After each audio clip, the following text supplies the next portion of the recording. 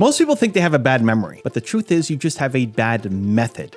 School taught you to memorize facts for a test on Friday that you would forget by Monday, but it never taught you how to retain wisdom for a lifetime. If you don't change how you consume information, you will spend the rest of your life working hard, but staying in the exact same spot because your brain is a leaking bucket. In the late 1800s, a German psychologist named Hermann Ebbinghaus wanted to understand why we forget.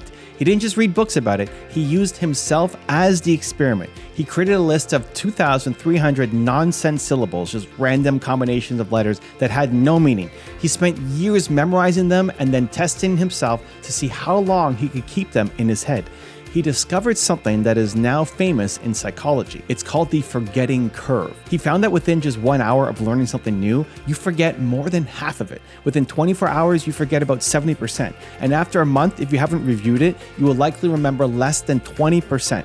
It showed that forgetting is the default state of the human brain. It's not a flaw in you, it is a feature of your biology. And unless you actively fight against the curve, you're destined to lose the knowledge you work so hard to gain. I used to think that I wasn't smart enough to be a great entrepreneur. And when I started my first business, I felt overwhelmed. I was 19. I didn't know how to sell. I didn't know how to market. I didn't know what I was doing. I was introverted. I was shy. I'd read books and try to learn, but I felt like nothing was sticking. And I would get motivated by a quote or a lesson, and then 2 days later, the feeling was gone, or maybe even an hour later. The doubt came back, the fear came back, and I realized that I needed a way to keep the genius of other people inside my head constantly. I didn't just need to learn it once, I needed to live it. I needed it in my environment around me always. So that's why I started on YouTube. I started learning from YouTube, I started making YouTube videos. People think I make these videos for you, and I do. I want to serve and help, but the selfish truth is I also make them for me. I want Steve Jobs in my ear. I need Howard Schultz in my ear. I watch my own videos every morning, not because I'm vain, but because I need the reminder. I need the reminder. I need to fight that forgetting curve myself. If I don't program my mind every day with the beliefs I want to have, my old beliefs will creep back in. Making the content is my way of retaining the wisdom. It's my way of making sure I don't just hear some advice, but I actually become the person who uses it. So you might be thinking, Evan, I don't have time to watch videos, or I'm just getting older, or my brain isn't as sharp as it used to be. And that is a lie that you are telling yourself to stay comfortable. It's nothing to do with age. It's nothing to do with time. It has to do with priority and strategy. You are spending hours every day consuming content. You're scrolling social media, you're reading news, you're watching Netflix, you are processing gigabytes of information, but it is junk food for your brain. You have the capacity, you just lack the system. You're trying to fill a bucket that has a hole in the bottom. So today, we're gonna patch that hole. If you've been here before, drop a hashtag Believe in the comments below so I can feature you here in a future video. And if you're new, welcome to Believe Nation, the only channel that helps you believe in yourself daily, one video at a time. Believe. The trap of passive learning. So you've been lied to about what learning actually looks like. You think learning is sitting back, highlighting a book, or watching a video while you eat lunch, right? That is not learning. That is dying. That is passive consumption. When you read passively, your brain is in recognition mode, not recall mode. You see the words and you nod your head. You think, yes, I understand this. But understanding is not retaining. Recognition is not mastery. Research shows that passive learning methods like rereading your notes or highlighting text are some of the least effective ways to learn. They give you the illusion of competence. You feel like you know it because you just read it. But if you took the book away and asked you to explain it, you would freeze. So this is why you watch a motivational video, you feel pumped up for 20 minutes, and then you go back to your old habits. The information never crossed the bridge from your short-term memory to your long-term identity. You need to switch to active learning. Active learning means you're doing something with the information. You're not just a bucket catching water. You are a muscle lifting a weight. When you struggle to remember an answer, that struggle is where the learning happens. It's called desirable difficulty. If it feels easy, you're not learning. If you're reading a business book and it feels smooth and easy, you're wasting your time. You need to stop, look away from the page, and ask yourself, how would I use this in my business or life today? When I interview billionaires or study the greats, I'm not just listening to be entertained, I'm hunting.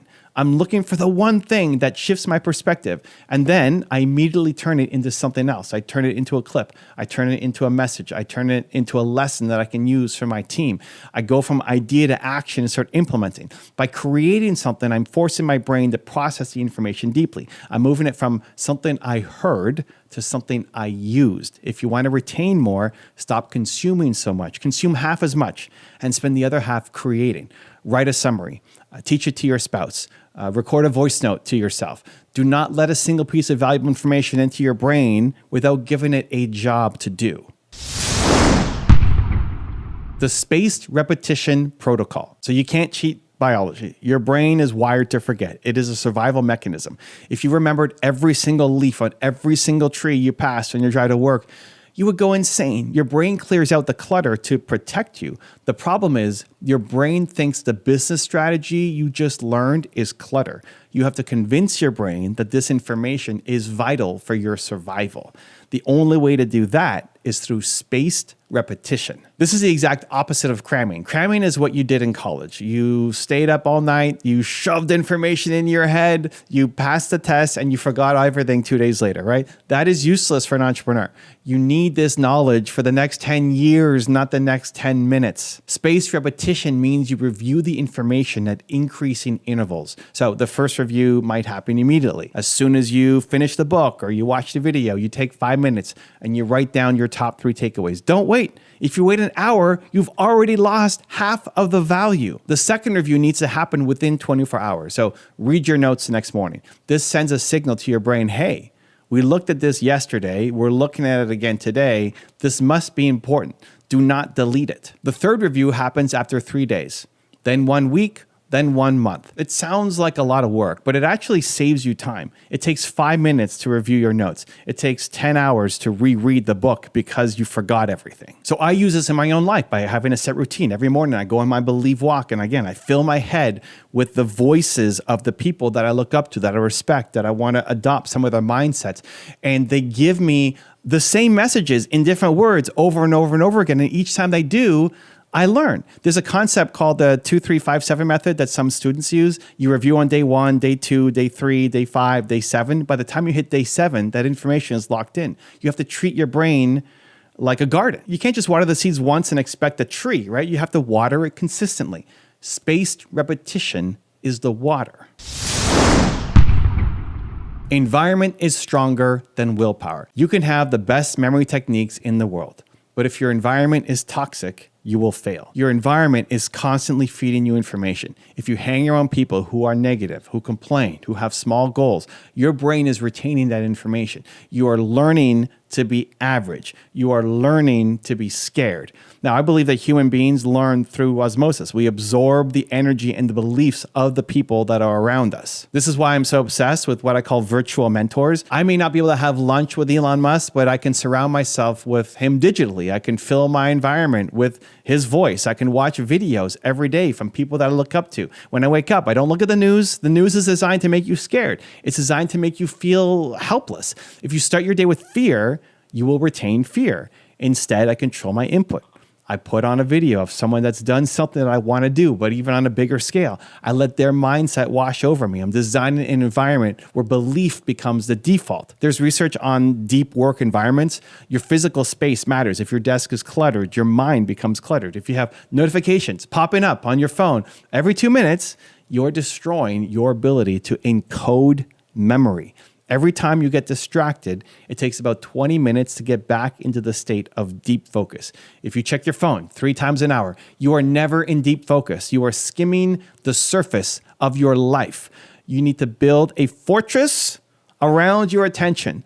Turn off the notifications, clean your desk, put pictures of your heroes on your wall. When I was starting out, I put a picture of Steve Jobs on my wall. I looked at it every day. It was a visual reminder of the standard that I wanted to reach. It was part of my retention strategy. I wanted to retain his level of excellence. You have to audit your life. Who are the 5 people you spend the most time with? What are the 5 YouTube channels that you watch the most? What are the 5 accounts that you interact with on Instagram? If they are not making you better, they are making you worse. There's no neutral here. Also, if you want to take real action after this video, I made a free worksheet just for you. It covers the top lessons from today, gives you space to write your biggest takeaways, and helps you build a simple action plan. It's 100% free. Just click the link in the description and go grab it. I'll see you there. The biology of memory. You cannot separate your mind from your body. So here's what I mean. If you treat your body like a garbage can, your brain will perform like garbage. You are trying to run a Ferrari engine on sludge, right? There are two major biological factors that control your ability to learn and retain: sleep and exercise. First, let's talk about exercise. You might think exercise is just for your muscle. It's actually for your brain. When you exercise, specifically intense exercise, your body releases a protein called BDNF. It stands for brain-derived neurotrophic factor. Think of it as like a fertilizer for your brain cells. It helps new neurons grow, and it helps existing neurons make stronger connections. So if you're sitting in a chair for 12 hours a day trying to learn, you are fighting a losing battle. Your brain is starving for oxygen and BDNF. I have a trampoline in my office, right? I don't use it just for fun. I use it to wake up my brain. If I'm feeling sluggish or I'm trying to solve a hard problem, I jump. I get the blood flowing. I boost my energy. Now, you don't need to go run a marathon, but you need to move. Before you sit down to study or work on some big project, do 10 minutes of intense activity. You will learn faster and remember more. Second is sleep. Sleep is not a luxury. It is when the save button is hit. When you're awake, you're gathering information, but you're also encoding. But you are not storing. The storage happens when you sleep. During deep sleep and REM sleep, your brain sorts through everything that you experienced that day. It decides what to keep and what to throw away. It moves information from the temporary storage in the hippocampus to the permanent storage in your cortex. If you cut your sleep short, you are interrupting that file transfer. You're doing all the work of gathering the files and then pulling the plug before the download is finished. And research shows that sleep deprivation impairs your ability to focus, your ability to learn, and your emotional regulation. You become stupider when you are tired. So you need to protect your sleep like your success depends on it, because it does. You cannot hustle your way through biology. You have to respect the machine. Identify as a teacher. The ultimate hack for retention is a shift in your identity. Most people learn as a student. They learn so they can pass the test. They learn so that they can know it. I want you to learn as a teacher. There is something called the protege effect. Studies show that when students are told they will have to teach the material to someone else, they score significantly higher on recall tests than students who are told that they will just be tested. When you know you have to teach it, you pay attention differently. You look for the structure. You look for the key points. You anticipate questions. You feel a greater responsibility to the material. This connects back to my philosophy of built to serve. If you're only learning for yourself, your motivation is always going to be lower. You might quit when it gets hard. But if you are learning because you need to help someone else, your motivation becomes limitless. So when I read a book or watching a video, I'm not just doing it for Evan. I'm doing it for the millions of entrepreneurs who follow me. I'm looking for the nugget that might change your life too. And that pressure makes the information stick at a higher level. You don't need to have a YouTube channel to do this. You can teach your team. You can teach your kids. You can teach your friend. You can try to teach your spouse. Read the book, watch the video with the intention of giving a presentation on it tomorrow. Even if you never give the presentation, the mental preparation will help lock the information in. What it does is it transforms the information from just data into your purpose. When you can connect what you are learning to your purpose, to your one word, it becomes emotional. Emotion is super glue for memory. You remember the moments in your life that had high emotion. Your first kiss, your biggest failure, the day you got married. You forget the days that were just boring. So if you can attach emotion and purpose to the business strategy that you're learning, you will never forget. The power of story. There's an expression that facts tell, but stories sell. And stories also stick. Your brain is wired for narrative. For thousands of years before we had writing, we passed down wisdom through stories. So if you try to memorize a list of 10 facts, you're probably going to fail. But if you weave those 10 facts into a story, you'll remember them forever. When I want to remember a lesson, I try to remember the story behind it. I don't just remember persistence is important, right? I remember the story of Colonel Sanders, right? Getting rejected 1,009 times before he sold his chicken recipe and finally made it big. When you're learning, try to visualize the information, turn it into a movie in your head, make it ridiculous, make it vivid. If you're trying to remember a marketing concept, right? Imagine yourself applying it and getting a massive result. Imagine the customers lining up, feel the excitement that you have. This is active visualization. It's using your imagination to create a memory of something that hasn't happened yet. From doubt to motion. So the reason why you're not retaining information is not because you're broken. You're not stupid. It's not because you're a bad learner. It's because you're passive. You're waiting for the information to change you. But information cannot change you. Only you can change you. You have to take the information and attack it. You have to chew on it. You have to speak it. You have to live it. You have to teach it. The doubt that you might be feeling, the voice that says, I'll never remember this, or this is too hard, that resistance, it's just your brain trying to save energy. That's it. So you have to push past that resistance. Motion creates emotion, the famous saying goes, right? Action creates retention. So don't just sit there and think, move, write, speak, do, create. The gap between where you are and where you want to be is filled with the knowledge that you haven't applied yet. You've already read books. You've already watched the videos. The answers are already inside you. They're just dormant. They're sleeping. You haven't applied them. You need to wake them up. So start today.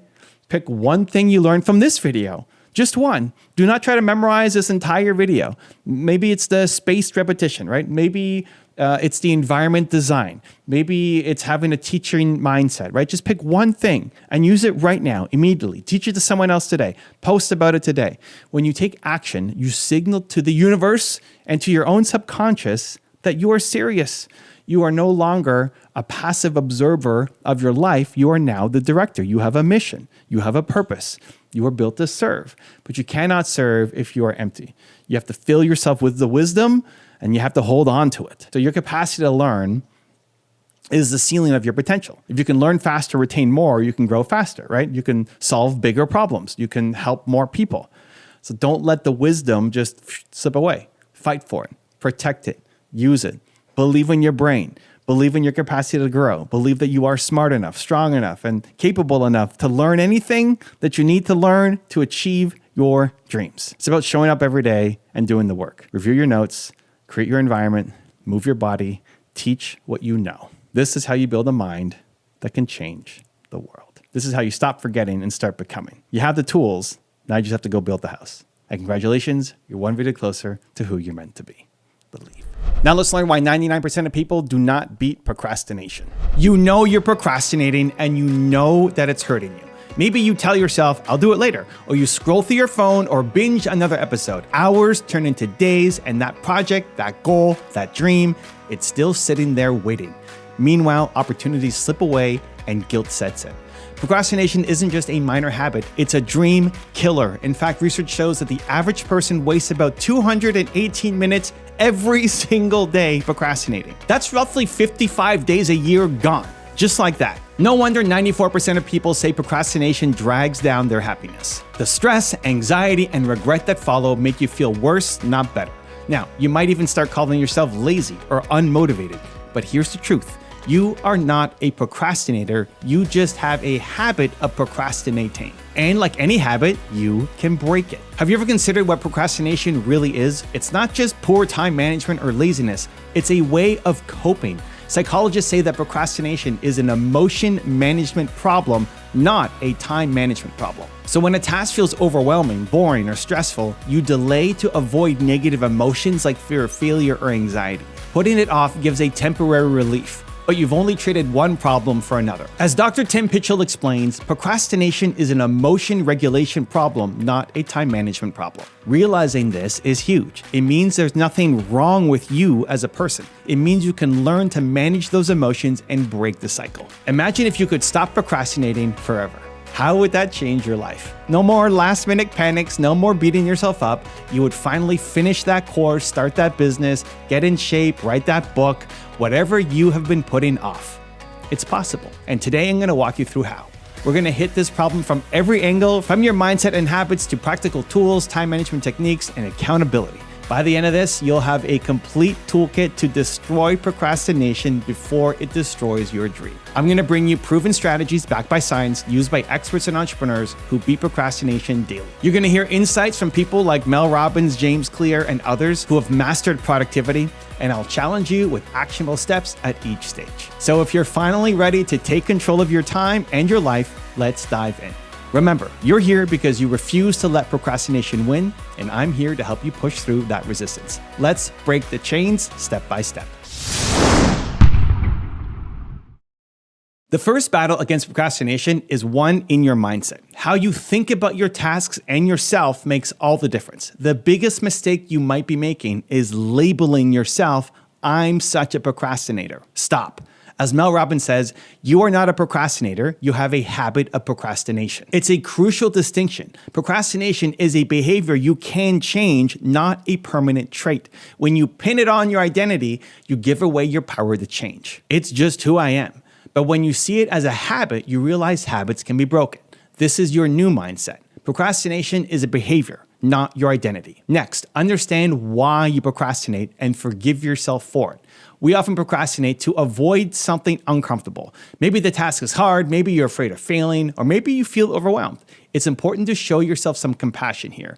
Beating yourself up just adds more negative emotion, which fuels more procrastination. Instead, acknowledge that everyone procrastinates sometimes, even famously productive people. Did you know that Leonardo da Vinci struggled with procrastination? He started tons of projects and left many unfinished. One painting took him 25 years. The point is, you're not alone or broken. Forgive yourself for past delays. In fact, research shows that forgiving yourself for procrastinating on a task can reduce the chance you'll procrastinate similarly in the future. Self-forgiveness helps you let go of guilt so you can move on without that emotional baggage dragging you down. Now, let's talk about those negative emotions. We established that procrastination is often about avoiding a feeling. Maybe you're scared your work won't be perfect, so you avoid starting at all. Maybe the task is boring, so you seek fun elsewhere. Recognize that procrastination is basically a way to delay stress, a short-term mood boost at a long-term cost. Once you see this, you can start tackling the real issue, the fear of discomfort itself. For example, if you're afraid of failing, remind yourself that failure is not final, but not trying guarantees failure. As entrepreneur Tim Ferriss puts it, conditions are never perfect. Someday is a disease that will take your dreams to the grave. Instead of waiting to feel ready, adopt the mindset that action precedes motivation. Mel Robbins emphasizes this in her famous line. In any area of your life that you want to change, there's one fact you need to know. You are never going to feel like it. Hear that again. You won't ever truly feel ready. If you sit around waiting for a magical wave of motivation, you'll be waiting forever. The antidote is to start before you feel ready. Motivation comes once you begin. One powerful mindset shift is to focus on future gains, not present pain. Procrastination tempts you with immediate comfort. Let's watch some Netflix now, at the expense of long-term benefits like your career growth or your personal pride. James Clear, the author of Atomic Habits, has a great quote. Procrastinating on something important is choosing to delay a better future. Every time you delay a meaningful task, you're basically robbing your future self. Think about that. Envision the future you who has accomplished this thing. How do you feel? Proud, relieved, successful? Now realize that today's action is what creates that future.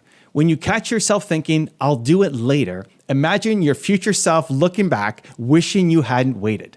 Turn procrastination into an enemy of your future success, because it is. Also, shift your mindset from perfectionism to progress. A lot of procrastination is rooted in perfectionism. You're afraid to start or finish because it might not be perfect. But striving for perfection often hinders progress. The key is to give yourself permission to be human. Your work doesn't have to be perfect. It just has to get done. Even imperfect work is better than no work at all. Successful entrepreneurs and creators thrive on iteration. They put out a version, learn, improve. They don't sit forever trying to craft a flawless product in one go. So adopt the mantra, progress, not perfection. Celebrate the fact that you made any progress. You wrote a page, brainstormed ideas, completed a small task. Each small win builds momentum. Remember, consistent small steps beat occasional grand gestures. Lastly, cultivate a growth mindset about your ability to change. Psychologist Carol Dweck's research shows that believing your abilities can grow makes you more resilient and persistent. Apply that here. If you've been a procrastinator up till now, so what? You can change. Tell yourself, I'm getting better at taking action. Each day I'm improving. When you slip up, and it's going to happen, don't spiral into, see, I'll always procrastinate. Instead, evaluate it like a scientist. What triggered me to procrastinate today? How can I handle that better the next time? Learn and adjust. Growth mindset is all about viewing challenges and setbacks as opportunities to learn, not final judgments on you. So in summary, to rewire your mindset, drop the labels, forgive yourself, understand the real emotional battle, and commit to action over comfort. Embrace imperfection and focus on just starting, even when you don't feel like it. Every big achievement is just an accumulation of small actions. So get out of your head and remember that action now beats ideas in your head. It's been said that you don't have to be great to start, but you have to start to become great. So start. Mindset is huge, but it's not enough on its own. We need to back it up with solid habits and routines. Why? Because willpower is fickle. Some days you wake up inspired, many days you don't. Habits make taking action automatic, so you rely less on sheer willpower in the moment. As James Clear writes, you do not rise to the level of your goals, you fall to the level of your systems. In other words, your daily routines will determine whether you consistently beat procrastination or not. Start by examining your daily schedule. Do you have a routine, especially in the morning? Many procrastinators start the day in reactive mode, waking up late, rushing, checking phones, responding to others, which means your day's direction is already out of your control. Flip that. Design a morning habit that proactively sets the tone. It could be as simple as wake up at a set time, quick exercise or cold shower to energize, then tackle one important task for just 15 to 30 minutes. This concept of doing a morning victory can create momentum for the rest of your day. In Brian Tracy's famous words, eat that frog. Your frog is that big important task you're most likely to put off. If you do it first, everything else gets easier. As Mark Twain said long ago, if you have to eat a live frog, it's best to do it first thing in the morning. It sounds gross, but the idea is golden. Do your hardest task first. This habit alone can skyrocket your productivity. When you consistently front load your day with productive work, you train yourself that procrastination is not an option at the start of the day, and that momentum often carries through. Another powerful habit is the 2-minute rule. This comes from productivity experts, notably David Allen and James Clear, and it's magic for procrastinators. The rule is, if something will take less than 2 minutes, do it immediately. Don't put it on a list. Don't mentally stash it for later. Just do it. Reply to that short email, take out the trash, open the document. You'll be amazed how this clears the small stuff that clutters your mind. James Clear also suggests using the 2-minute rule to start bigger habits. Make the first 2 minutes of any task ridiculously easy. So if you want to write an essay, your 2-minute action is write 1 sentence. If you need to clean, start by cleaning 1 countertop. The idea is to overcome the inertia of starting. Anyone can do 2 minutes. And once you've started, you often keep going. The habit of showing up is more important than the size of the effort at first. By committing to just a tiny action, you lower the psychological barrier. Try it. You'll often find that 2 minutes often turns into 5, 10, or 30 once you're in motion. Now let's talk about environment as part of your habits. Your environment can either promote good habits or bad ones. If your phone distracts you every 2 minutes with notifications, or your workspace is a total mess, you're habitually cueing yourself to procrastinate. Make it a habit to design your environment for focus. For example, when it's work time, put your phone on Do Not Disturb and out of reach. Maybe use apps that block social media during certain hours. As the saying goes, make the cue for your bad habit invisible. Simultaneously, make it easier to start your work. Leave the tools you need out and ready. If each day you waste 10 minutes finding files or a charger, that's a small obstacle that gives your brain a chance to wander off. Instead, set up a dedicated clutter-free work area. Here's a habit hack. At the end of each workday, take 5 minutes to organize for tomorrow. Lay out the documents or write the short to-do list for your next morning. This way, when you start your next session, you slide right in.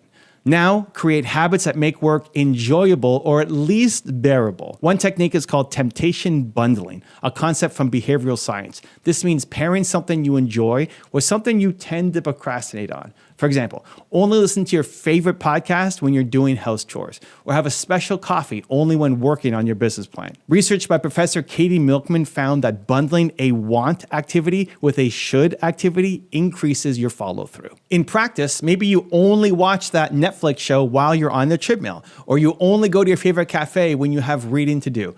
By doing this, you create a routine where the fun part pulls you into the less fun task. And you don't feel as much urge to procrastinate because you're getting a reward simultaneously. Let's not forget the habit of daily planning. Each day, either the night before or morning of, write down 1 to 3 top priorities for that day. This is sometimes called setting MITs, your most important tasks. The habit here is clarity. When you know exactly what needs to be done today, you're less likely to spin in indecision, which often leads to procrastination.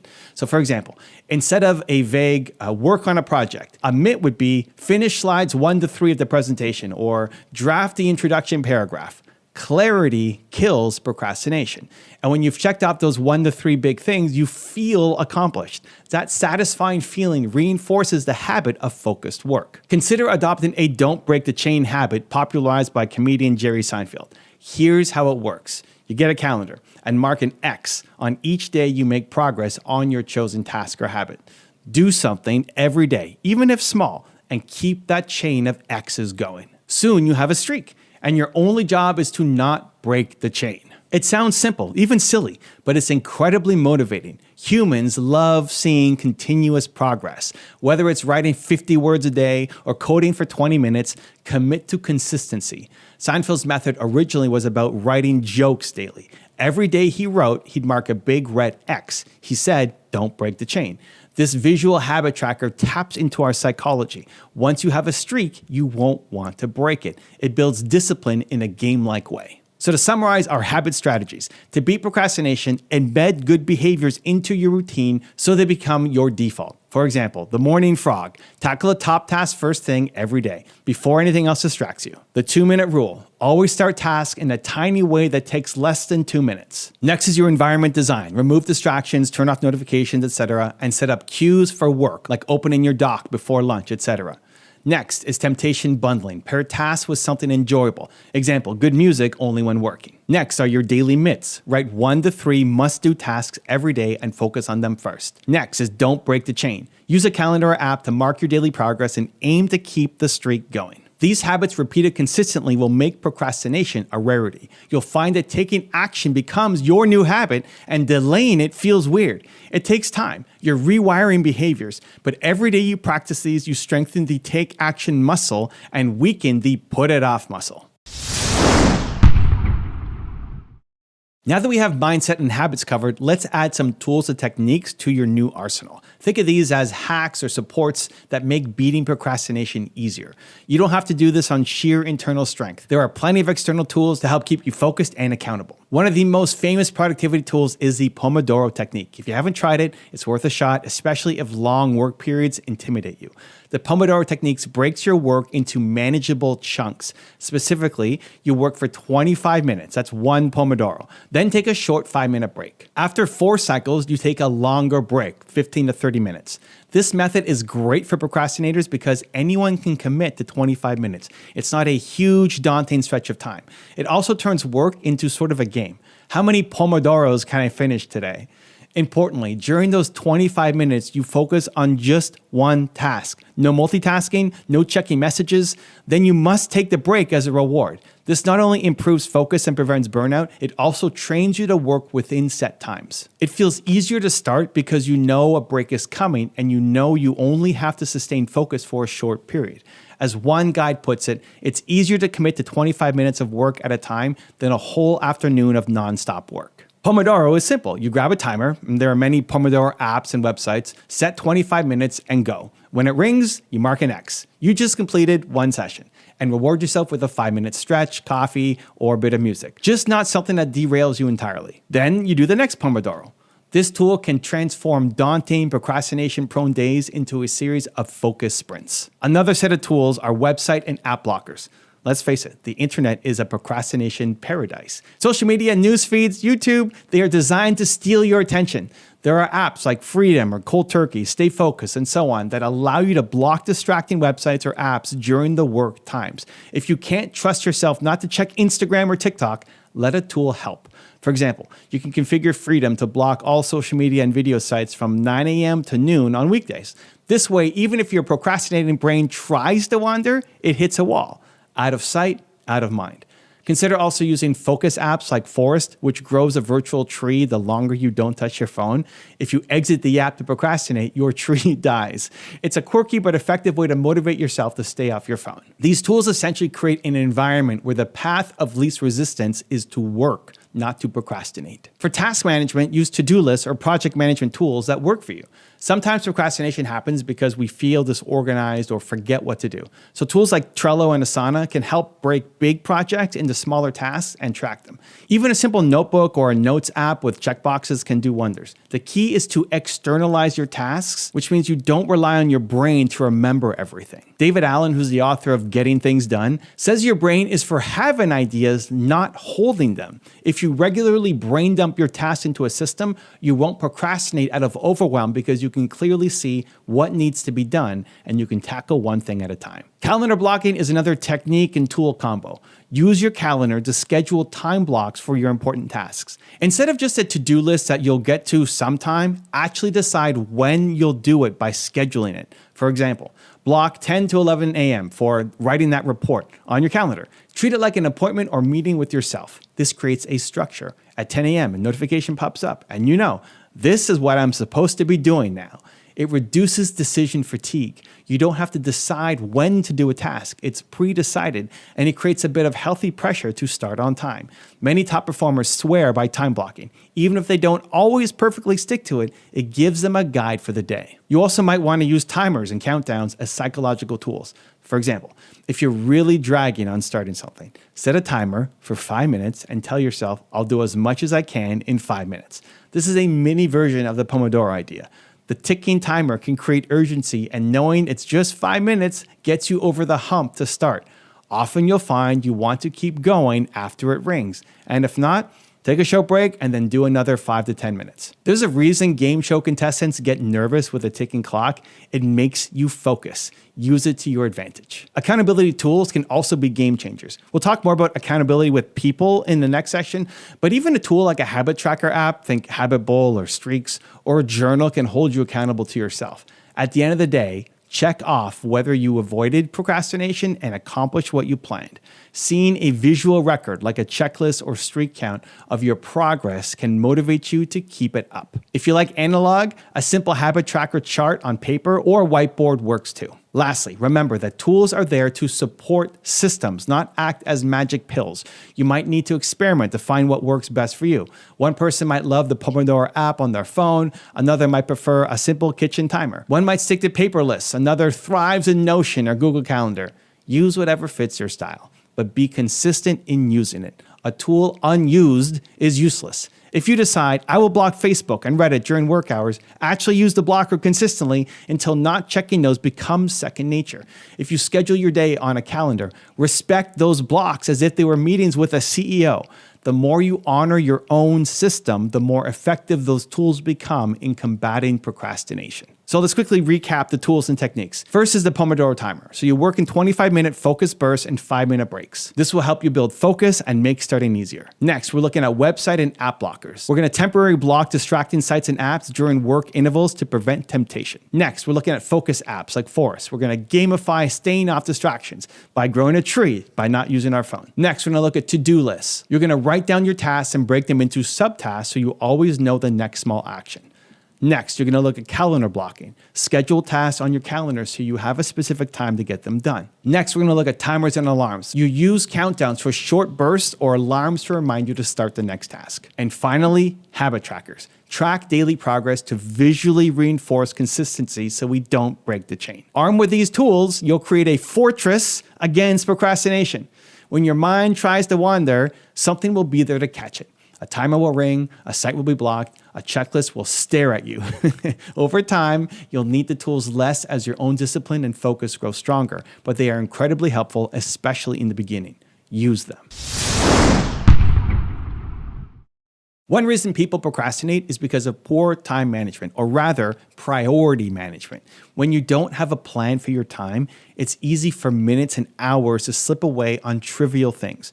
Taking control of your schedule and priorities will rob procrastination of one of its favorite little hiding spots. So first, get clear on what truly matters. Not all of your tasks are created equal. Sometimes we procrastinate by doing other work that feels productive but isn't actually moving the needle, like reorganizing your files instead of writing the report. This is where prioritization is key. A classic approach is the Eisenhower matrix. This is urgent versus important. Focus on important but not yet urgent tasks. That's where long-term success lies, and also where procrastination often hits because there's no immediate deadline yet.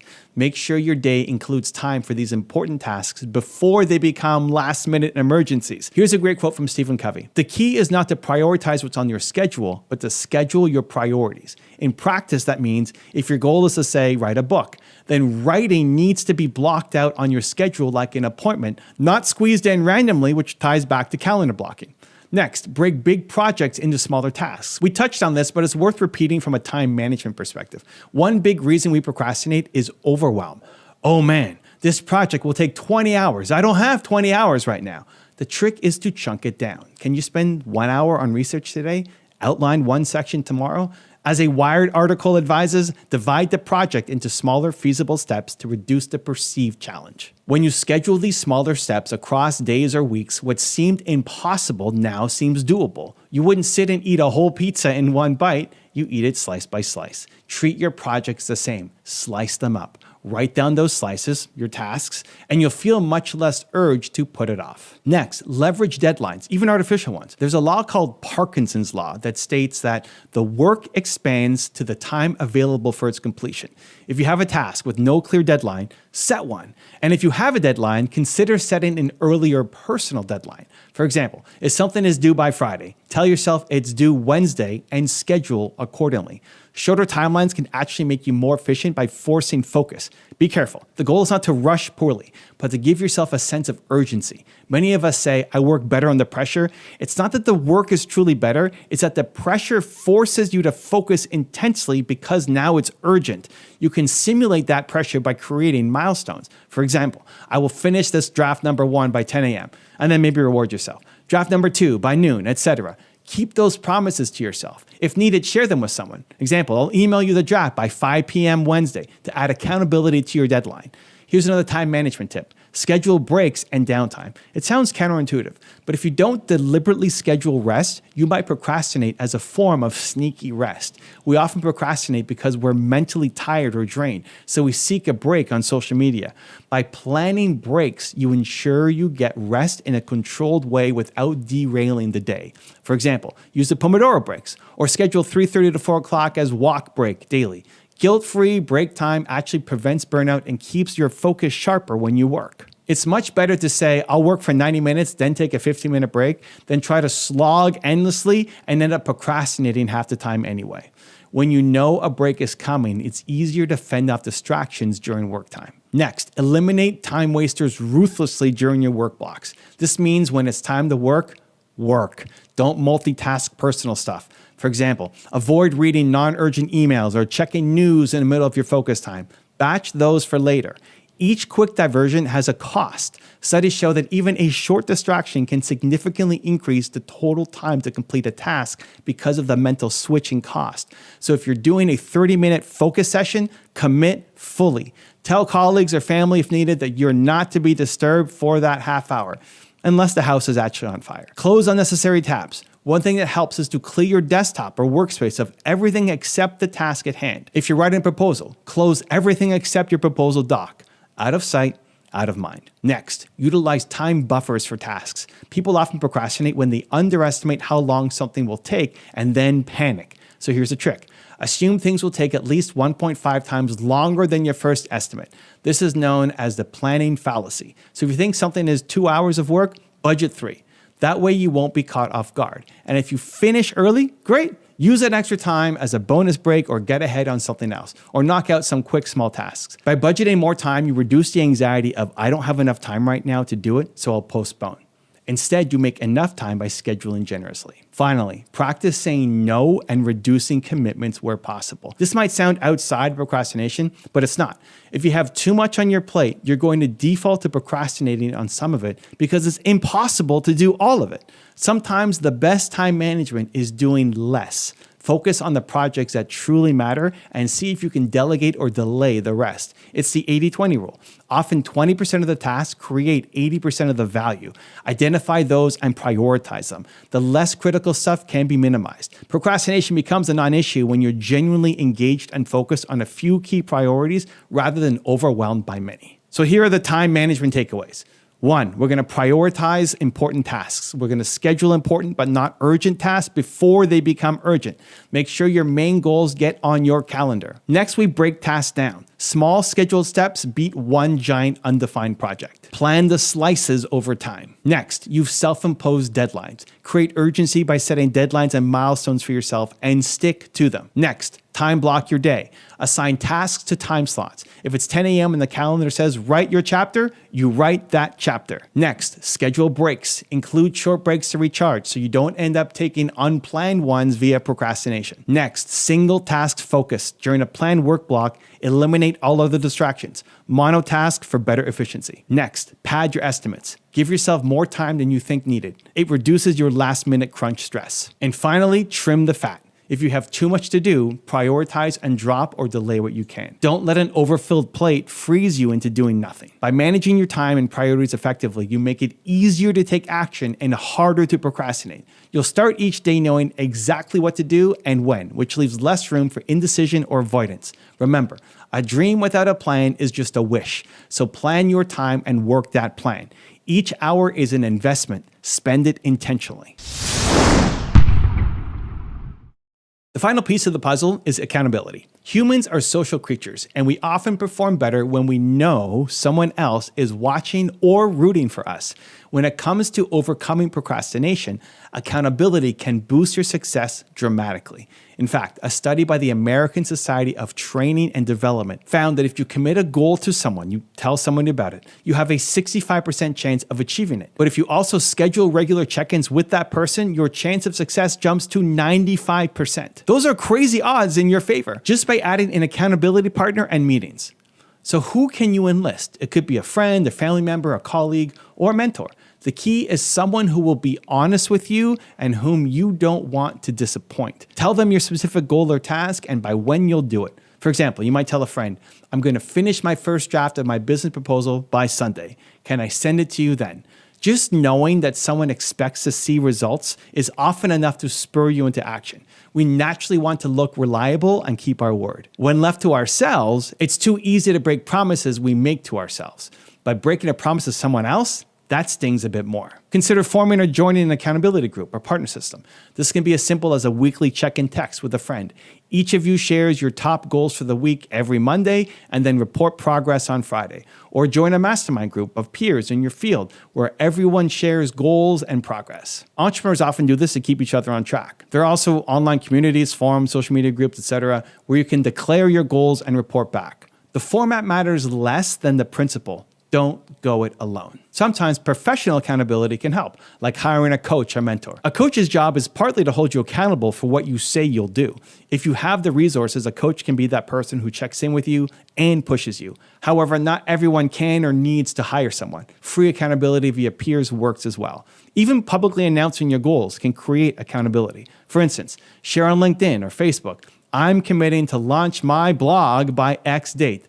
The social pressure of having declared it can motivate you to follow through because you know people might ask, hey, how's that blog coming along? Another method is to set up stakes. This is a bit of a gamified approach. Basically, attach a cost to not doing your task. For example, give a trusted friend $100 and say, if I finish the project by Friday, I get this $100 back. If not, you donate it to a charity or opponent of my choice.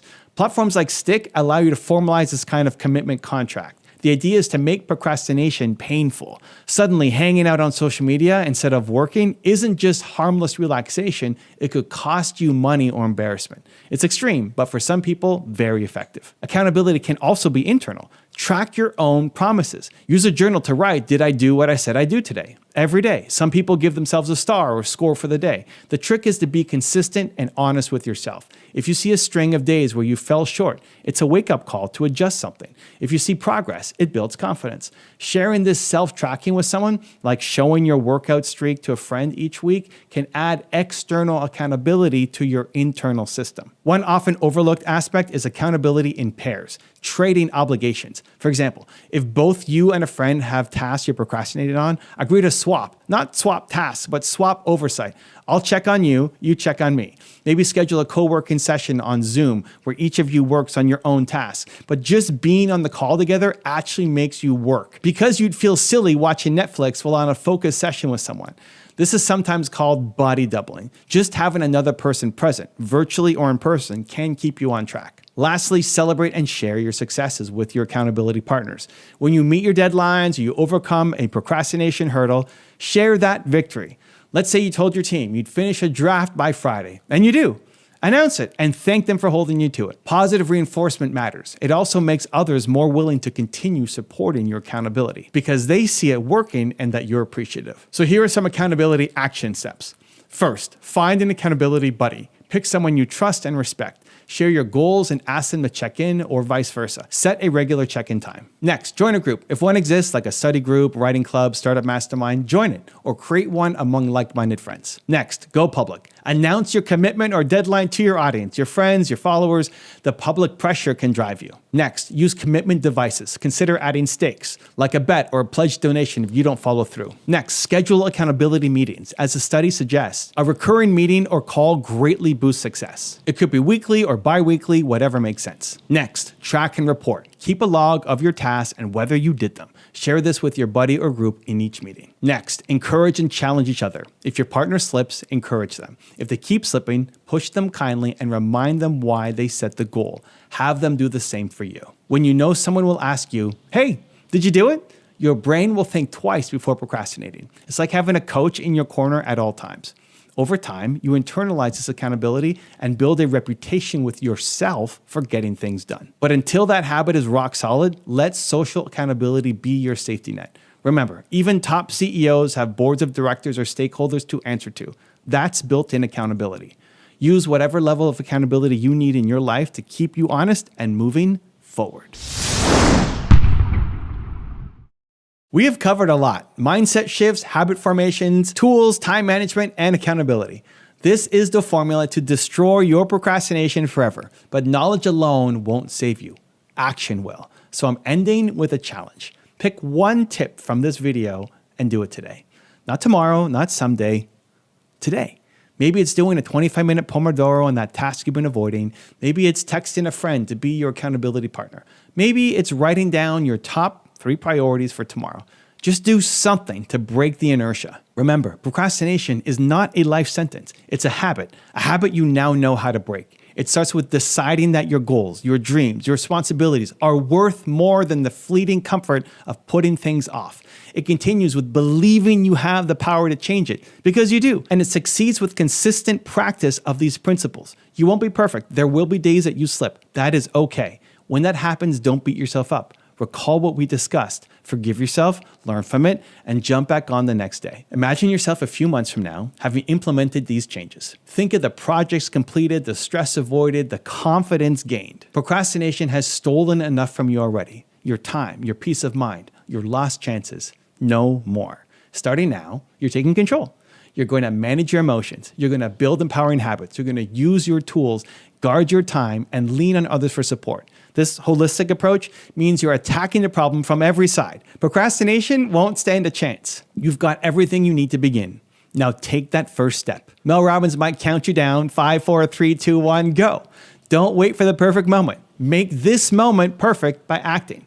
As you start to move forward, you'll find that momentum kicks in, motivation sparks, and a new identity forms. You'll start seeing yourself as someone who takes action consistently, a productive, reliable person, an achiever.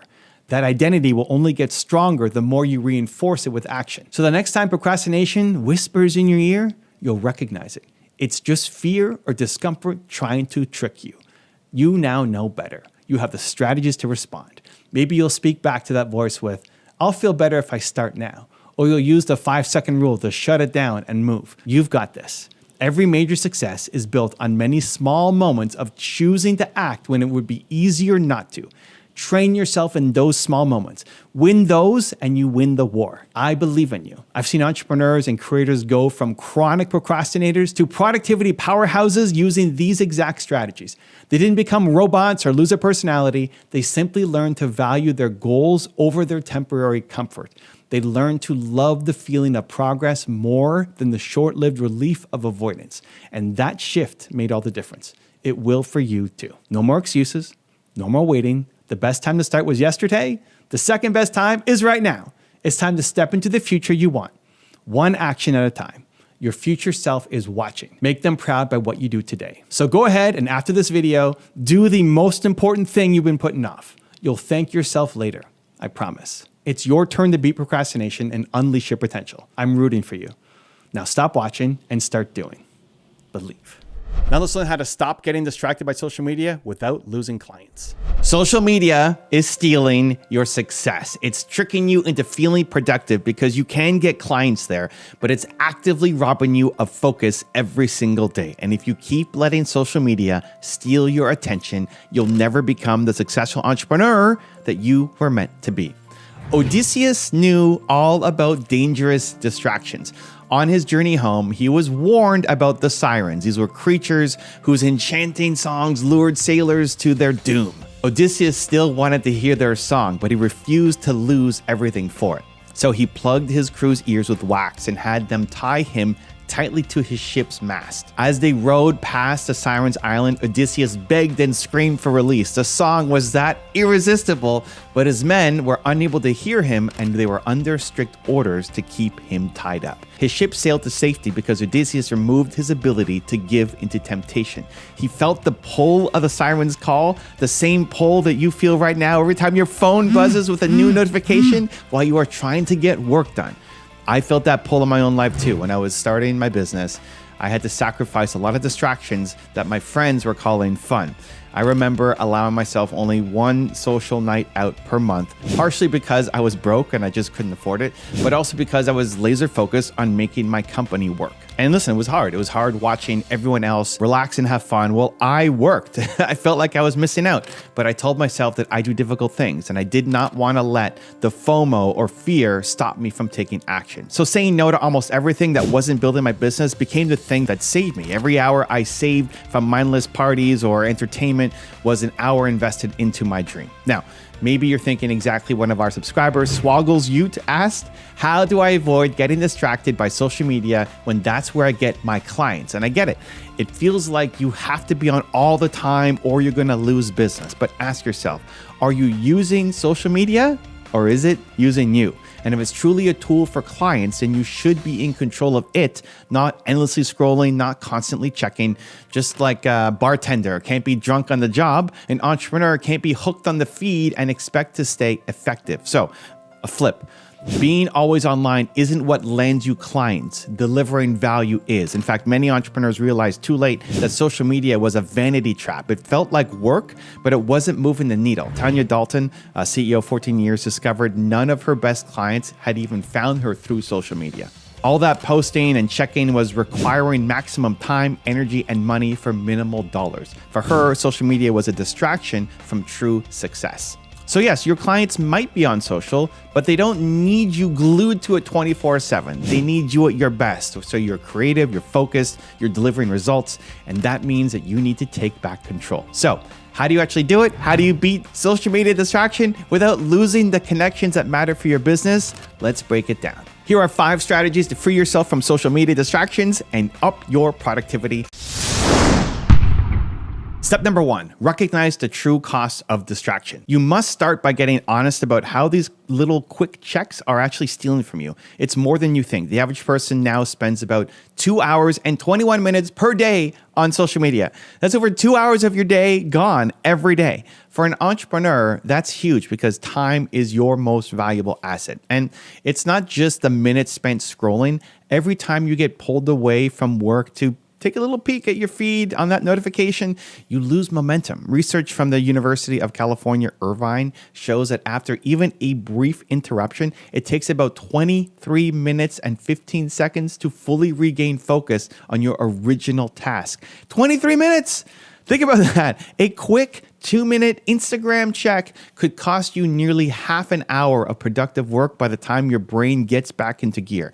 Do that multiple times a day and hours disappear. These platforms are designed to be addictive. It's not a personal failing that you feel the urge to check. It's by design. Former Facebook president Sean Parker admitted they built social media to exploit your psychology, saying, "God only knows what it's doing to our children's brains."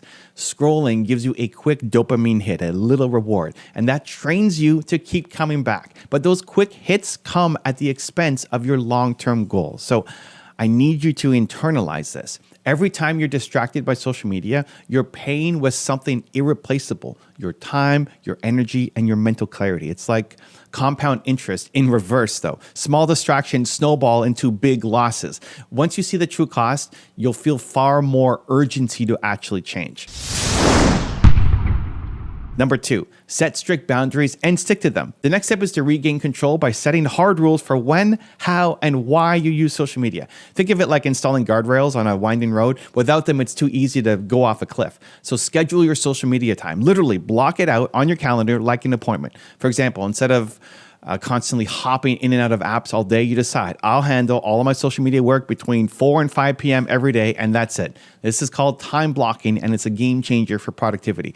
Experts recommend creating a dedicated block, like 60 minutes, for emails and social media tasks, rather than letting them interrupt you all day long. So during that block, you focus only on those tasks: responding to client DMs, posting content, checking industry trends, and nothing else. When the time is up, you log off and you get out. Why is this effective? Because you're training your brain that social media time has a defined start and end. It's not a constant background noise anymore. It's a scheduled activity with a purpose. You go in with intention and you leave when you're done. This structure prevents the slippery slope of, I'll just check for a minute, which then turns into 30 minutes before you know it. Also, set physical boundaries if you can. So maybe you decide you only use social media from your laptop or at your desk, not on your phone, not on the couch. By changing the context, you make it easier to stick to your habit. Or on your work computer, you might even have a separate browser profile just for business social media with no algorithmic news feed to tempt you. And outside of that business hour, log out of your accounts. Make it slightly inconvenient to get back on. That friction becomes your friend. Remember, entrepreneurs lead. They don't follow endless rabbit holes. One entrepreneur I mentioned earlier, Tanya Dalton, called out the limiting belief that you have to be on every platform constantly. Once she set boundaries and eventually cut out her social media, her business didn't die, it grew. Think about that. By refocusing her time on more meaningful connections like emails and live events, she stood out in a crowded marketplace. So, your turn. Decide right now when and where you will engage with social media and hold that line. Hold. Your focus will thank you.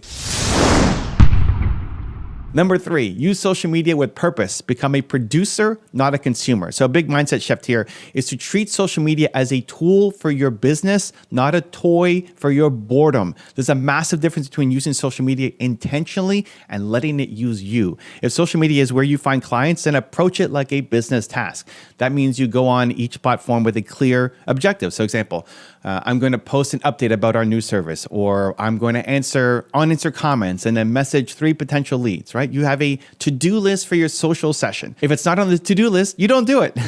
You're there to create value, not consume randomness. The moment you find yourself drifting into the timeline with no aim, stop. That's like wandering into the forest without a trail. You'll get lost in there for ages. So here's a strategy. Create more than you consume. For every piece of content you consume, like watching someone else's story or post, aim to create one of your own. A post, a reply, a helpful comment, a story. This keeps you in the mindset of an active contributor, not just a passive scroller. It also directly benefits your business, content, and engagement that your clients or prospects see, rather than you silently comparing yourself to others' highlight reels, right? Also, focus on the high-value interactions and ditch the vanity metrics. Followers and likes are nice, but if they aren't translated into business, they become a distraction. So double down on the social media activities that actually generate leads or build relationships. Maybe it's posting valuable content. Maybe it's participating in a niche forum or group where your clients are hanging out. Tanya's wake-up call was realizing that she was chasing follower counts while none of her soulmate clients, as she calls them, came from those followers. She switched to channels that mattered, like her podcast and email, once she saw the data. So in your case, figure out which 20% of your social media actions drive 80% of the results. That's the Pareto principle in action. Do more of those and feel free to cut the rest. You do not need to do everything. You need to do the right things. Finally, embrace the idea of delayed gratification. Building a business is a long game, and sometimes you have to forgo the instant gratification of a quick scroll for the sake of a bigger reward. The famous Stanford marshmallow experiment showed that children who resisted the temptation of one treat now, waiting to get 2 treats later, tended to have better life outcomes and success as they grew up. The ability to delay gratification is like a superpower for entrepreneurs. Every time you resist opening that app and instead invest that time in your craft, your product, your skills, your clients, you're essentially waiting for the second marshmallow. You're trading a fleeting moment of amusement for a step closer to that dream outcome of yours. That's a trade that winners make. Number 4, eliminate triggers and distractions in your environment. So even with strong boundaries and a clear purpose, willpower alone can fail if you're constantly tempted. So the solution is to proactively remove or reduce the triggers that pull you off track. Make it easier to do the right thing and harder to do the wrong thing. So start with notifications. These are basically digital siren songs. The pings, the buzzes, the little red dots, they're designed to grab your attention immediately. Turn them off, all of them. That's what I do, except the truly critical ones. You don't need a ding every time someone likes a post or every time an acquaintance tweets something out. Those can wait until your scheduled social media time. Even better, log out of the social media apps, we talked about this, entirely during work blocks so they can't notify you at all. Consider what Ed Sheeran did. He got so tired of feeling overwhelmed and sad by his phone constantly pulling at him that he completely got rid of his smartphone in 2015. Now that's extreme, but listen to his reasoning. He said after ditching the phone, it was like a veil just lifted. Suddenly he could live life uninterrupted. In an interview, he described how even if he tried to ignore his phone buzzing in his pocket during a conversation, part of his mind would fixate on like, who was that? What was that vibration? I'm kind of listening to you, but I'm also thinking about the phone. That is exactly what every notification does to you. It fractures your attention. So take a page from Ed. Remove the buzz. Even if you don't throw your phone in the ocean, you can turn it on silent. You can put it face down. You can leave it in another room when you need to focus. Out of sight, out of mind. Next, look at your digital environment. If you find yourself wasting time on certain apps or sites, use tech to fight tech. There are website blockers and apps like Freedom or Focus Me or even built-in screen time controls that can block access to specific sites during the hours that you choose. If Instagram is your culprit, you might do your business posting from a desktop browser where you don't get the addictive Explore feed. If YouTube sucks you in, consider a browser extension that hides the recommended videos. Yes, these things all exist. You can use them. It's like putting locks on the cookie jar if you're on a diet. Nothing wrong with structuring your environment to support your goals. And don't forget the physical environment. If you work from home, is the TV on in the background with news or Netflix? Turn it off. That's another distraction. Are there other easy buttons for procrastination around, like a gaming console right next to your workstation, right? Mute them, hide them, whatever it takes. Create a workspace that signals this is where I focus. Sometimes just a change in setting can help. So example, you could work from a library or co-working space where the atmosphere is everyone is concentrating. It's harder to slack off when those around you are dialed in. The goal here is to engineer your surroundings so that staying on task is the path of least resistance. When you do this, you rely far less on sheer willpower, which can fluctuate, and more on habit and structure. You're tying yourself to the mast, just like Odysseus. So even the siren songs, when they start playing, you simply can't steer towards it because you've set yourself up to prevent it. Number 5, prioritize deep work and real connections. Ultimately, overcoming social media distraction isn't just about what you avoid, it's about what you do instead. It's about making the meaningful work and connections so fulfilling that the shallow stuff loses its appeal. One concept I love is deep work, coined by author Cal Newport, which is the act of focusing without distraction on a cognitively demanding task. This is where you produce your best work, you have your best ideas, and you truly move the needle in your business forward. When you schedule time for deep work, treat it as sacred. During those periods, protect them fiercely. No social media, no trivial emails, nothing that isn't related to the important project at hand that's in front of you. You might start with just 30 minutes of deep work a day and build up.